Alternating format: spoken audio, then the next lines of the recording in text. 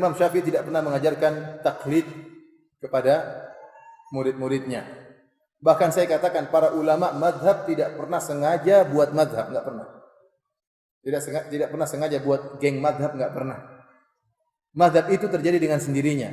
Al-Imam Malik rahimahullah mengajarkan ilmu, tahu-tahu dia punya banyak murid dan dikembangkanlah ilmunya, maka dengan sendirinya muncullah madhab apa? Imam Malik. Seperti itu.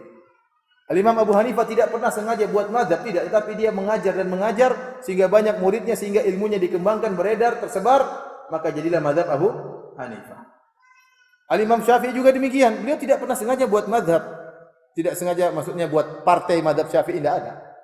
Atau partai madhab Malik. Tidak pernah ada yang sengaja di antara 4 madhab tersebut sengaja buat madhab, tidak ada. Tapi terjadi dengan sendirinya. Demikian juga Al-Imam Ahmad. Terjadi madhab beliau muncul dengan sendirinya karena beliau punya banyak murid dan ilmu beliau dikembangkan, maka muncullah madhab Al-Imam Ahmad.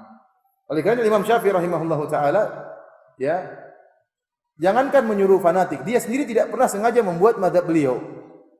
Oleh karenanya beliau pernah berkata agar tidak fanatik, beliau berkata sebagaimana dalam halaman 130, "Ma min ahadin illa wa tadhhabu alaihi sunnatun li Rasulillah sallallahu alaihi wasallam wa ta'zubu anhu." Tidak seorang pun dari ulama kecuali pasti ada yang luput darinya sunnah Nabi sallallahu alaihi wasallam. Tidak ada ulama yang menguasai seluruh hadis-hadis Nabi sallallahu alaihi wasallam. Ya, bahkan mungkin dia meriwayatkan hadis tersebut bisa jadi dia lupa. Oleh karenanya ada permasalahan bagaimana jika rawi lupa dengan apa yang pernah dia riwayatkan. Ini dibahas dalam masalah mustalah hadis. Saya saja misalnya nulis buku, terkadang saya baca, oh saya pernah tulis kayak gini, saya lupa. Ternyata saya ngetik sendiri dulu. Saya lupa, bisa jadi. Oleh karena tidak ada ulama yang menguasai seluruh hadis-hadis Nabi sallallahu alaihi wasallam. Pasti ada hadis-hadis yang terluputkan darinya. Maka Imam Syafi'i mengatakan, jika perkaranya demikian, ada hadis Nabi yang luput dari saya, famahma qultu min qaulin aw saltu min aslin fihi an Rasulillah sallallahu alaihi wasallam khilafu ma qultu fal qawlu ma qala Rasulullah sallallahu alaihi wasallam. Jika perkaranya demikian, maka pendapat apapun yang saya utarakan atau kaidah apapun yang saya sampaikan, jika ternyata menyelisih sunnah Rasulullah sallallahu alaihi wasallam, maka pendapatku harus disesuaikan dengan pendapat Rasulullah sallallahu alaihi wasallam. Ini Rasulullah sallallahu alaihi wasallam, Imam Syafi'i memerangi taklid.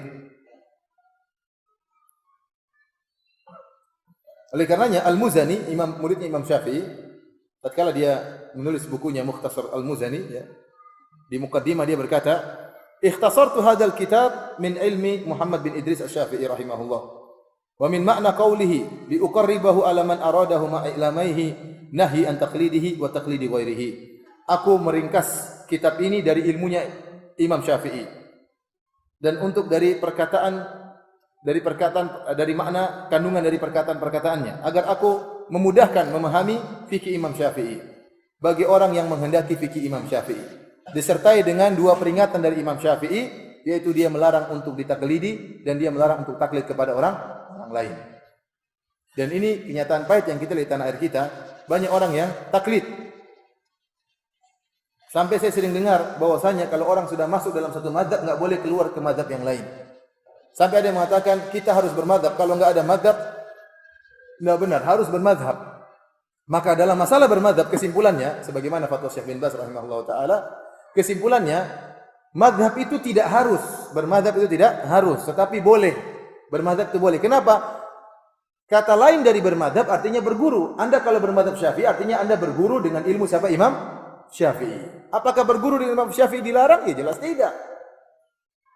Seorang tatkala mengatakan saya bermadzhab Maliki artinya saya belajar agama dengan metode dan kaidah-kaidah yang telah dijelaskan oleh Al-Imam Malik.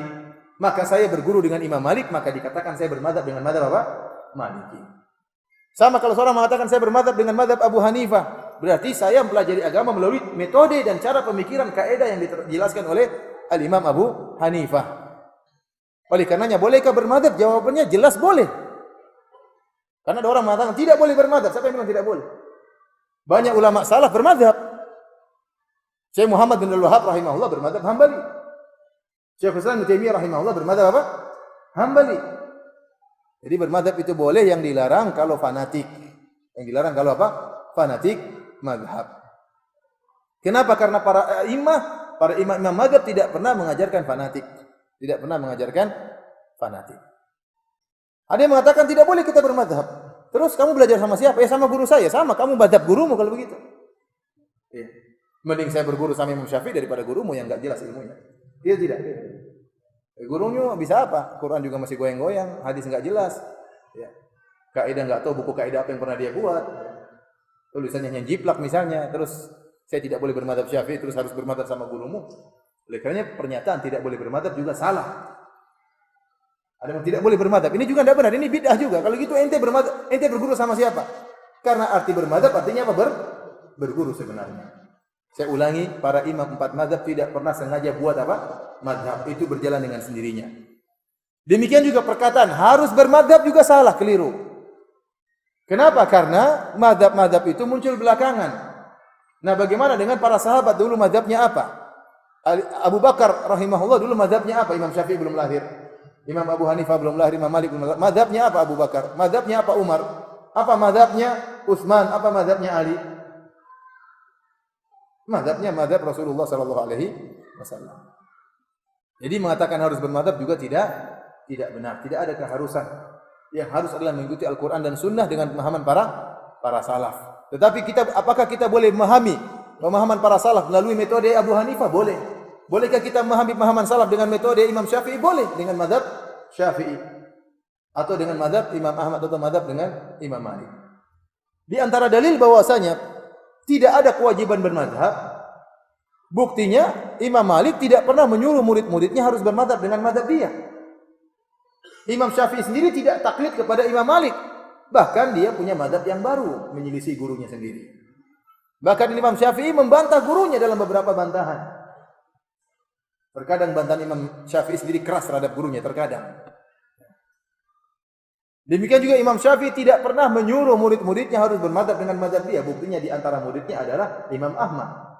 Tidak bertaklid kepada Imam Syafi'i meskipun dia mengakui ilmunya Imam Syafi'i dan dia mengatakan Imam Syafi'i seperti matahari bagi bumi, toh dia punya madhab sendiri. Madhab Imam Ahmad menunjukkan mereka tidak pernah taklid di antara mereka.